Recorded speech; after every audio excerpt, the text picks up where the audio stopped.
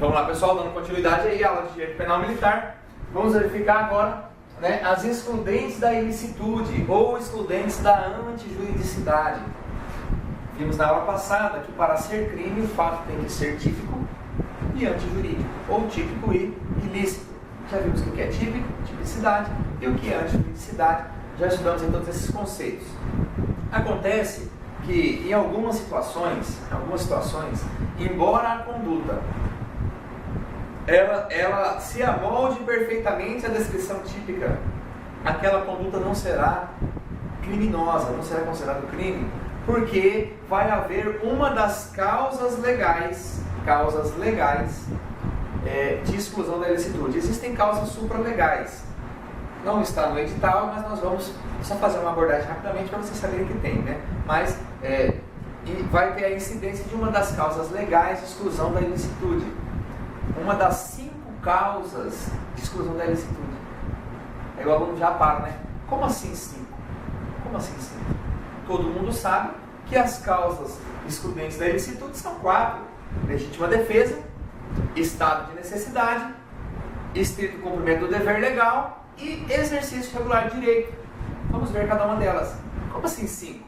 Acontece, senhores, que é por isso que essa é a cereja do bolo, né? O aluno que estuda, ele vai acertar. Se eu fosse fazer uma questão sobre causas excludentes de ilicitude, eu ia perguntar sobre a quinta causa. A quinta causa que está prevista lá no parágrafo único do artigo 42. O artigo 42 do Código Penal Militar, ele traz lá: não há crime quando o agente pratica o fato.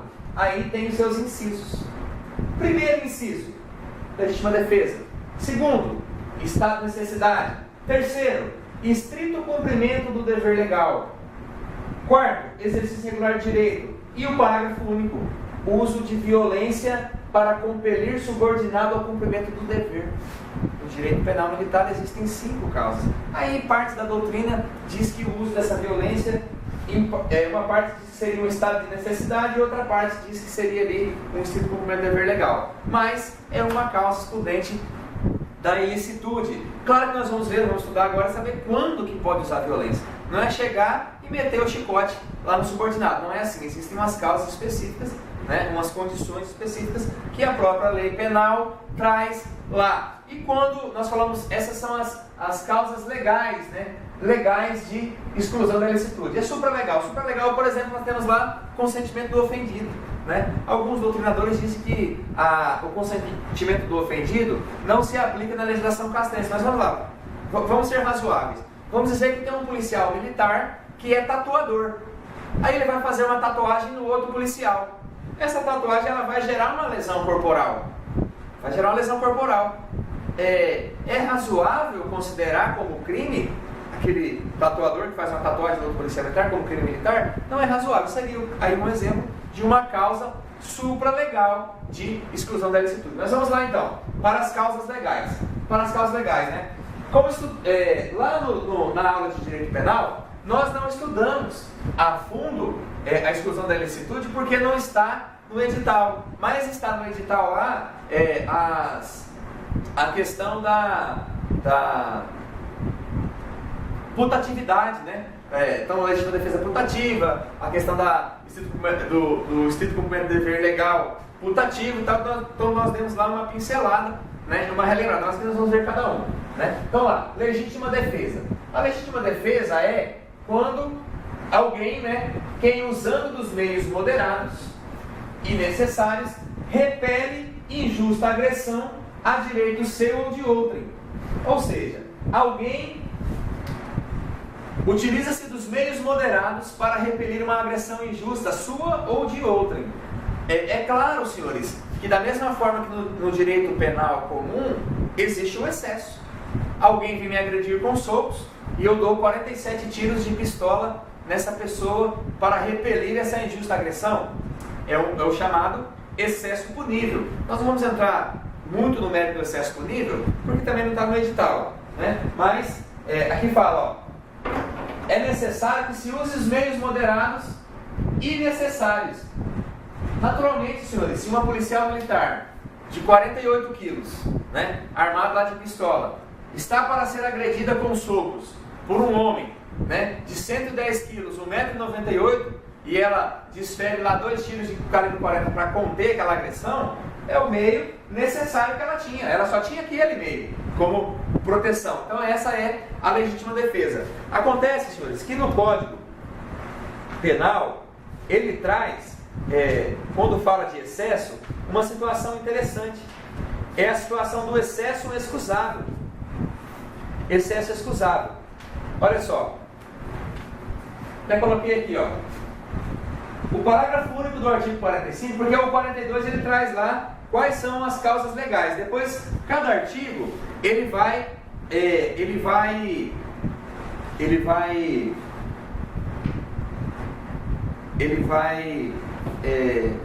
descrevendo cada conduta. A legítima defesa vai descrevendo cada uma, né? Então aqui no 45, parágrafo único, fala assim, ó: não é punível o excesso quando resulta de excusável surpresa ou perturbação de ânimo em face da situação. Então, teríamos que imaginar que houve uma legítima defesa com excesso quando, por exemplo, há uma excusável, uma desculpável, né, surpresa ou perturbação de ânimo em face da situação. Por exemplo, vamos dizer que um policial militar, ele chega em um determinado local, né, houve um pedido de socorro, entra ali naquele mato, né, para verificar aquele pedido de socorro, e ele vê alguém tentando violentar uma mulher, tentando violentar uma moça. Ele vai tirar aquele agressor lá, né, que está lá em cima da moça, lá tentando violentá-la. Quando ele verifica, é a filha dele. É a filha dele que está lá. Naturalmente, vai haver ali uma excusável surpresa e uma perturbação de ânimo em virtude da situação, em face da situação. Aí vamos dizer que nessa legítima defesa de terceiro, ele usa da força além da moderada para conter aquele agressor, né? Aquela lesão que esse agressor teve além do necessário, no crime militar, vai ser enquadrado ali, né, no excesso excusável. Então, na legítima defesa, algo interessante para nós vermos com relação ao excesso punível, né, é o excesso excusável. Estado de necessidade. Se eu fosse também elaborar uma questão sobre excludente de ilicitude na prova de sargentos, eu falaria sobre, como eu disse, né, o emprego da violência, e falaria sobre o estado de necessidade. Porque o estado de necessidade, diferente da legislação penal comum, ele se divide em dois tipos de estado de necessidade no Código Penal Militar: o estado de necessidade justificante e o estado de necessidade exculpante. Um que justifica a conduta, outro que exclui o crime. Então, o justificante, né? O bem jurídico é consideravelmente inferior ao protegido. Por exemplo, para eu proteger, né, estado de necessidade, para eu proteger a minha vida, eu vou lá e sacrifico a vida do cachorro que vinha, na verdade seria legítima defesa. Deixa eu pegar outra aqui, ó. Isso mesmo. Afundou o barco, né? Eu vejo lá uma caixa de isopor e tem um cachorro lá em cima da caixa de isopor se salvando lá na água. Eu vou lá e jogo o cachorro no rio e me salvo, agarrado naquela caixa de isopor, né? É o estado de defesa justificante. O bem jurídico é consideravelmente inferior, o bem jurídico protegido, aliás, o bem jurídico sacrificado é consideravelmente inferior ao bem jurídico protegido. Já o estado de necessidade exculpante, né, o bem sacrificado ele é maior do que o bem protegido, mas aquele que sacrifica o bem jurídico, aquele bem jurídico protegido é seu, né, é próprio, ou ele é de pessoa com quem aquele que sacrificou está ligado por estreitas relações de parentesco. Por exemplo, o abandono de posto. O abandono de posto é um crime extremamente grave. Pode-se dizer assim, mas para a polícia militar não. Para a polícia militar também. Vamos dizer que o policial militar lá da favela da Rocinha, lá da UPP, abandona o seu posto. Marginais, traficantes lá daquele local, invadem aquela unidade policial militar, matam todos os outros policiais que são pegos de surpresa, né? E subtraem de lá todas as armas. Então é um crime muito grave. Agora vamos dizer que por estado de necessidade, um policial militar abandona o seu posto para salvar o seu irmão. O seu irmão está morrendo lá, está sentindo dores lá na frente, caído e tal, ele vai, né, não avisa ninguém, abandona o posto para salvar o seu irmão. Seria lá o estado de necessidade desculpante. O bem sacrificado, no caso do abandono do posto, é maior do que o protegido, mas quem protegeu aquele bem, né, aquele bem era dele mesmo ou de pessoa com quem ele esteja ligado com estreitas relações de parentesco. Estrito cumprimento do dever legal. Estrito dever legal. Quando para cumprir dever imposto por lei, são sacrificados direitos. Um exemplo bem clássico é quando o policial militar algema alguém. Quando o policial militar dá voz de prisão e algema alguém, ele causa ali um constrangimento. Ele causa ali um cerceamento de liberdade. Só que por que não é crime? Por que não é crime? Porque qualquer um do povo pode e a polícia deve prender quem quer que esteja em flagrante delito. É para cumprir dever imposto por lei. Alguns atos são sacrificados. É claro que qualquer excesso que ultrapassar o exercício regular de direito vai ser lá crime, né? Considerado crime, certificado como crime. Exercício regular de direito. O exercício regular de direito, né? Coloca assim, ó, para o exercício regular de função prevista por lei, um bem jurídico à lei é sacrificado. Então tá, a lei prevê o exercício de uma função, mas para eu exercer essa função eu tenho que sacrificar um bem alheio. O exemplo mais clássico de todos é o do médico cirurgião. O médico cirurgião que vai fazer uma incisão, uma laparotomia, né? Uma incisão no abdômen, vai abrir de cima até embaixo, para ver o que tem lá dentro.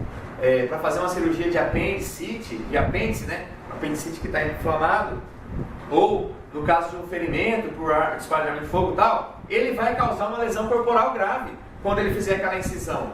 Só que não vai ser crime por quê? Ele vai ofender a integridade física de outrem. O médico vai ofender deliberadamente, vai pegar um bisturi e vai abrir, camarada, né? Mas não vai ser crime porque ele está em exercício regular de direito. Para exercer regular função prevista por lei, um bem jurídico à lei é sacrificado. E o último aqui, né, o menos comum de nós vermos, né, nós ouvirmos falar, é aí o emprego da violência, né, para compelir subordinado ao cumprimento do dever. Então assim traz o código, ó, exclusão de crime. Não há crime quando o agente pratica o fato, artigo 42. Estado de necessidade, legítima defesa, cumprimento do dever legal, exercício regular de direito. Aqui temos o parágrafo único.